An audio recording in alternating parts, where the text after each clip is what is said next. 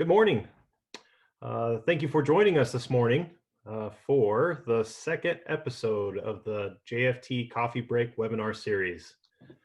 So I see we have some attendees from last week that came back. So thanks for coming back and joining us. And there's also some new names here that I don't recognize. So for those that don't know me, my name is Scott Adams. I'm the CEO of James Fisher Technologies. So I think as we saw from last week, I'm sure our attendees list will grow over the next couple of minutes as people figure out their Zoom links and figure out how to join in. But we'll go ahead and get started. We do want to be conscious of time. We consciously set this up as a 20-minute coffee break because we know you guys have busy schedules, things that are important to get to, and we want to make sure that we are are conscious of that as we go through this. But by way of introduction, for those that didn't join us last week, James Fisher Technologies is a technology firm based out of Colorado. We are focused on providing engineered systems that make the workplace safe for workers and the public. So we provide things like robotic systems, remote systems, and today and for this series, we're focused on our safety systems used in the construction industry. So today I am joined with Nigel Shaw. So good morning or good afternoon, Nigel. Good morning, Scott. Yeah, and thanks for having me on here. Very much appreciate that, and I'm pleased to be part of this. So Nigel is the general manager of Prolec over in the UK, and he's joining us for our episode today, and will be giving us some neat information about their safety systems and what they're doing. Nigel, would you like to give us an introduction to your company, to James Fisher Prolec? Sure. Yeah, so we were set up maybe about 15, 20 years ago. Our passion is very much trying to solve issues in construction sites with dealing with hazard mitigation, looking at problems that the industry needs solving, make the place safer, and also try to pull new technology into this environment. There's a lot of good technology, there's a lot of cool things out there. And we're looking at trying to use those to ensure that construction sites are safer places, that they are safer, more enjoyable places to work. And that's what you're going to see. You're going to see some of our cool tech in the next few minutes, and show you what we can do, at least today, and hopefully that will help you all manage construction sites better. Awesome. Yeah, and I guess to give a little bit of context. We started working with Nigel's team a little more than a year ago to bring these systems and their solutions into the North American market, and it's been a great run. I think we have a number of systems out. I think 9 systems right now on some of the largest infrastructure projects going in the U.S. So there's definitely a need for them in the U.S. market, and we've definitely seen a demand as we've started to get some more exposure of what's available and what they've got and what we're offering. So by way of recap for last week we had 2 individuals on, Blair Christensen and Mike Shea. So those gentlemen are working on 2 large rail projects, construction projects. One's in Boston and one's in Florida. And they are using our systems, Nigel's Prolec systems, on those projects. And we talked through how they were being deployed and what it was like to deploy them on a site. So we'll post that webinar so everybody can see that. But today, what we have the opportunity to do with Nigel is to go through a virtual demo. This will allow us to show everyone what it's like to be an operator, to sit in the actual seat of an excavator and run these systems. So I guess, Nigel, before we jump straight into the video, what are we going to see today? So what we've got, and what I quite like, is that we're actually going to see something I know we're going to see, rather than when we often run these videos or demos that actually you can't quite predict the future. Well, actually we can predict the future for this one.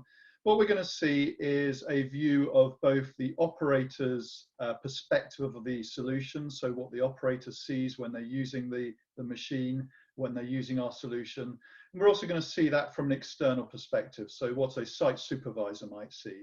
And with those two viewpoints, we're going to then look at how this solution can help mitigate hazards. We're going to see our star of the show, Ed, driving the excavator. He's going to be setting some height limits to prevent the machine going too high. He's going to be doing some swing limits and some slew limits and some virtual wall or e-fence limits. And we'll have a bit of a chat about why he might be doing that as we go through that. Oh, cool. Yeah, and I guess one thing that I do need to make sure that I mention here is that as we go through this video, we do have questions coming in. So there's a question icon down at the bottom of your screen if you're using Zoom. You can just pop a question in through the Q&A section there. Mark Slauson, again, will be keeping track of those and popping those in as we go through the video or after the video. And then feel free to email questions to Mark as well for those that are on the phone. So I guess with that, Nigel, let's go ahead and Tom, it looks like you have the video up and running ready to go. So yeah, Nigel, let's go ahead and get started. Brilliant. So we'll start the video. We're off there. So the machine is starting. So we're going to look at as you say, both the operator's perspective and the site supervisor's perspective. That's our screen there. So you can see that's what the operator will see. We're just going to pause on this screen for a moment just to get a view of what information is provided to the operator. Just quickly looking at this screen, on the left-hand side there, you can see a visual representation of the excavator. This is a two-part excavator, so you've got a boom and an arm, but we also support what we call triples, so boom, artic, and arms. There's two little green arrows next to each articulation there, and they're both green, which means the operator is able to articulate those in both directions at this moment in time. So it's a very quick indication of what our system's providing from a limitation perspective. On the right-hand side of the screen, we've got an overview, and you'll see this take shape as we go through this demo. You'll see more information displayed there. You can see from an operator's perspective, it's very clear what they're seeing there. There's the tracks of the machine, there's the articulations, and as the machine rotates, that rotates live to give them very much reassurance that the system is working, and also ensuring that they understand what that's displaying. So I'm going to let Tom run the video for a bit further, and we'll see some more screens. There's our star of the show, Ed, and he's oh, he never realized he'd be broadcast to the States when he did this. So there's just some indication of how the machine is operated. There's the solution's operated. There's 6 buttons. You don't need to pay too much attention to this, other than the buttons are controlled by just simply touching them. You can wear gloves to control these buttons, and that allows the operator to be in a very realistic working environment. And we've got these solutions deployed in thousands of machines in many different environments. So we'll just let Ed prepare himself for the next stage here. Nigel, is that our sensor there that I see mounted on the boom? Certainly. So we understand the position of the machine by having angle sensors attached to the articulations of the machine. These are highly reliable, very highly ruggedized sensors that you could drive literally, and we've tested this, drive a truck over. But what they're doing is measuring the angle accuracy down to 0.2 degrees that allows us to get the level of safety that we need. Now, what we're seeing going on here is Ed actually turning a key switch. There are 2 key switches there. This allows him to now make changes to the settings on his machine. So the one on the left, you can almost see the word limit there. That allows him to change the limits of the machine, and we're going to see him do that in a minute. The one on the right is actually an emergency measure that allows a site supervisor to override the safety system in the event of an emergency. Both these switches are available in the machine at the moment, but they could be removed and the authority of using those switches given to anyone else on site.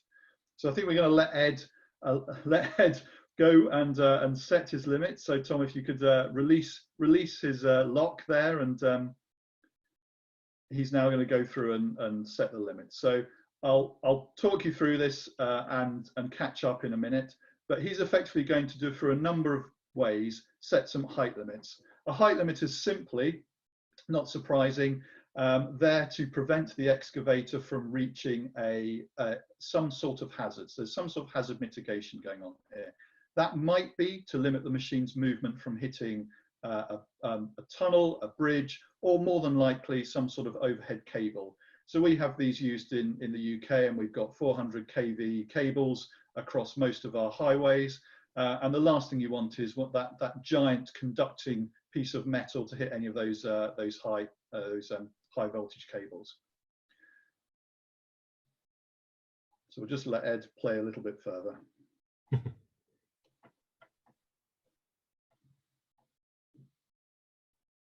So what Ed was doing there was he was setting the height limits by dialing in a specific height, which on this screen was in meters. We also support feet and inches, so it suits whatever environment that it's deployed into. Now, there are two ways to set the height limits. As you can see, you can dial in the exact height, and that's the height above the base of the tracks of the machine. If you have a site height limit, then that's something you can easily enforce across the site. If you don't have that level of information about the site, the other thing we saw Ed do there was actually to raise the machine to a point and then instruct the machine to instruct the solution not to let the machine go any further past that point. So that allows him to easily set the height limit, and again now never breach that limit. So I think we're probably then done with Ed on the height limits. I think if we release him, we're going to start looking at some swing limits now on the machine.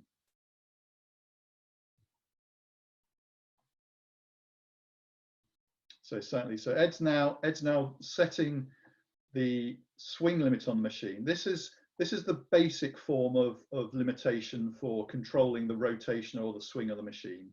What he's going to do is he's going to move to the leftmost part of what he would consider his limit. He's going to mark that point using our system simply by pressing a button there. Then he's going to swing to the rightmost part of the limit and press another button. And that's setting an angular limit, which on this screen is probably about somewhere between 40 and 60 degrees. And that's going to restrict the movement of the machine from only operating within these two limits. When you set that, you're going to see the main screen update so that your operator's got a very clear indication of what that limit has been, what limit's been enforced there.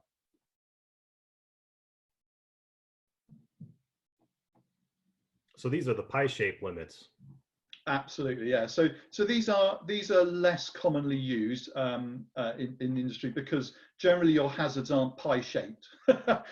So what that allows you to do is really restrict the machine's movement. Perhaps you're concerned about the machine operating over the rear of the tracks. So in this instance, that would be ideal. It would prevent Ed from using the machine over the side or over the rear.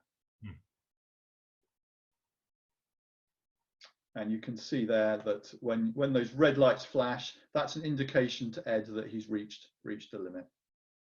Now, as I say, the hazards aren't often wedge-shaped or pie-shaped. Most hazards are walls and straight things or things that are outside of the cab. So what we're going to see Ed do now is mark the position of a wall or an e-fence, depending on what terminology you prefer.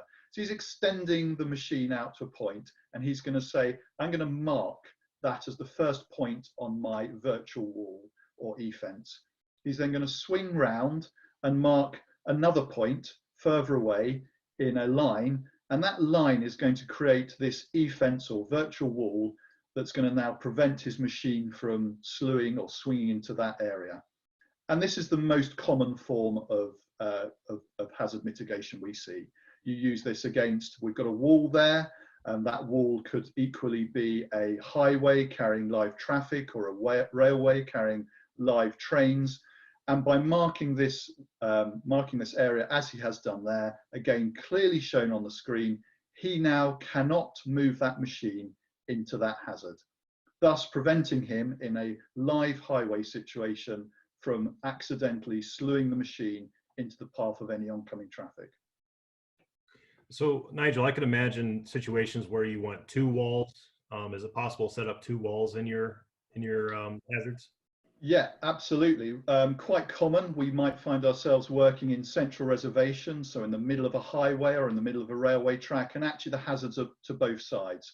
So the next level of complexity, which we don't show here, would be for Ed to draw another wall, which would be as simple as the one we've seen him do, and that wall doesn't even need to be parallel to the one we've drawn here.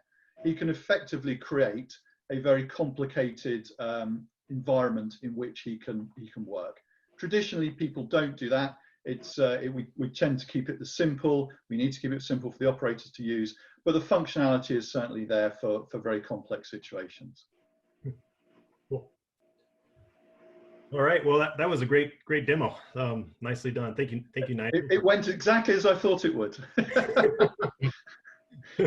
Well, good job, and good job to Ed. So, absolutely. I'll let him know. So I guess we are coming up. We got about 4 minutes left before our 20-minute target. So what we'd like to do is just open it up to some questions. Mark, do you have any questions that popped in? I do, actually. So the first question I had was, is there a way to protect the bucket from encroaching upon the cab? That's something that I get that question quite a bit from customers. So maybe Nigel can take that. Yeah, no, sure. If you, I'll take that one. So, Mark, absolutely. We have what's called cab protection, and it's if you imagine it as a virtual wall in the same way we've seen the ones on that demo. It's a virtual wall literally in front of the cab, and that prevents the bucket, which is part of our controlled environment, literally from moving in towards the cab. So, yeah, absolutely, and that's a standard feature. Awesome. All right, I got another one. So can the rear of the machine be protected on a non-zero swing excavator? Brilliant. Another good question. I'm glad you asked that because we've put a lot of effort into this one. So excavators, we have a view of the excavator as much bigger than a kind of very small point swinging around on the machine. We have excavators that are much larger than the one you saw there, with counterweights on, even extending counterweights. And what we do is we understand the location of those as well as the location of the bucket. So where you have a machine with a large backside, for want of a better term, we can prevent that also from slewing into the path of any traffic or any hazards. Sweet. I got a couple hot ones rolling through. So we were talking about the height and side-to-side limitations. What about the excavator bucket depth and reach? So absolutely, again, we haven't gone to show that. The depth is a negative height, from want of a better term. But no, we can also prevent the bucket dipping down. That's quite commonly used where you've got underground hazards. So be it electronics, be it pipes, be it water, sewage, whatever. You might want to limit the depth. So yeah, absolutely, we can achieve that. Was there a second point there that I didn't answer? I think. No, I don't think so. I think you got that. I've got a few more here. So, what manufacturers are you currently installed on? The quickest answer is what are we not installed on, and that's none. We are an aftermarket fit solution. We can install these on any type of hydraulic controlled excavator and some electronic as well. But it's a solution that we have designed to be able to fit to any type of excavator. The only limitation I'd say is size. Where you go down below 6-ton machines, you might start to find limitations with actually being able to install the physical hydraulics and electronics. But traditionally, 6 tons or above is quite normal for us. All right, another one here. Can your system integrate to the lifting capacities of the machine? Okay, I'm not sure what the question is referring to. We certainly have solutions that look at the weight on the bucket and allow the machine to ensure the stability based on the load on the bucket. That's something that that might be the answer to the question, in which case the question is absolutely yes. And that's used quite a lot in the UK, where we work on railway tracks and they're lifting 5-6 ton bits of track, and we need to make sure they don't fall off the track. So if that was where the question was going, then absolutely we can do that too. Awesome. Another one here. Does this machine or this system store data? Yes, again, interestingly, almost segue to the last answer, relating to the UK rail industry. As part of meeting the standards there, we've had to make sure the machine logs the movements, logs the behavior of the operator. And so therefore, we actually have a recording on this device, accessible only in need of wanting to be able to reproduce an environment. We're actually recording what the machine is doing throughout its day. Yeah, so another one here. Is there a notice that something is wrong and not to rely on the settings, say if the machine is experiencing some electronic issue? Yes, so so we have an amount of diagnostics on the machine that we're aware of. We can indicate those through the display, or sometimes even indicate them through an external lamp as well. And I think that was a question that came up last week, people asking about indicators. We've got the information. How that gets displayed to the site or to the site supervisor can often be a very bespoke thing. It's almost a personal thing for that environment, and we can work with the site to make sure that's an effective policy. I think that might have answered the question. I think you're good. All right, so just a couple more here. Are you installed on cranes or on AWP? So again, no. It's something that we've explored in the past, and we're always looking to try and improve those. One of the things that will come out of this series of webinars actually is our ambitions for the future, and looking at how we can not just look at the static hazards, as we've seen here. I've been talking about static hazards of highways or roads, but also start to look at the more dynamic hazards, and cranes and their swinging loads are definitely a classic case for that. So not at the moment, but watch this space. Good deal. One more question that I have. Does your system work only on factory boom and arm configurations, or will it work with modified configurations such as an aftermarket lengthened arm? So we will support all sorts of modifications. We've got the machine we saw there. I don't think it had what we call a bendy boom or a boom slew, but we certainly support those. We support machines with extending articulations. We support machines with slew on articulations, so slewing artics or arms. We can support many different combinations. So yeah, absolutely. And as you say, they're often aftermarket fitments, and we'll work with whoever's doing the conversion or whoever owns the machine to get that data into our system. Perfect. Yeah, that's it on the question, Scott, if you want to take it from here. Yeah, that was awesome. So I guess, Nigel, looking to next week, what we focused on today was the operator-centric systems, where the operator is able to set these walls. Next week, we're going to be talking about the next generation of systems. See, these are the systems that your guys are developing now that enable both IoT and GPS capabilities within the systems. Can you give us just a quick idea of what's possible with what's become? Well, it's really cool tech. I mean, this is what we're trying to do. We're trying to take a lot of the technology that's out there in various other industries and bring it to the construction industry and use it to support all you guys out there and making things more productive. But we're going to see some data solutions. We're going to see how data can help us, how site management can get fed into these systems automatically. We're going to start to look at operators and removing responsibility from them. One of the big things that we don't like to see from a philosophical perspective is, giving more and more problems to the operators to solve. We're all about taking those away, removing operator workload, and making their job of actually doing the fundamental work easier, whilst we make their life safer and more productive. So we're going to start to see how technology and data is really going to help with that.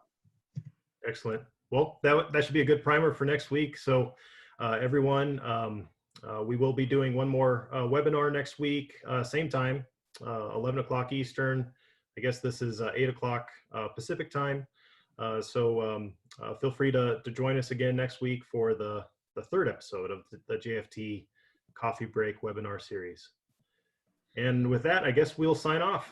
So thank you everyone for joining. Thanks, guys. Thanks, everyone. Thanks, Nigel. Thanks, Mark.